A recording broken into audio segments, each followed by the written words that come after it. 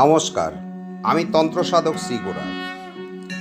আপনার যে কোনো গ্রহকে শান্ত করার জন্য এই 3টি ছোট্ট নিয়ম পালন করুন, দেখুন আপনার গ্রহরা শান্ত হবেই।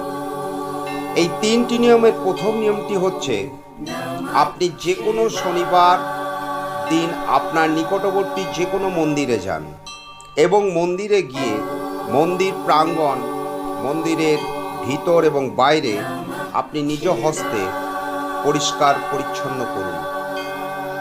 দ্বিতীয়, প্রত্যেক বুধবার হলুদ বর্ণের বা কমলা বর্ণের মিষ্টি অসহায় শিশুদের মধ্যে দান করুন।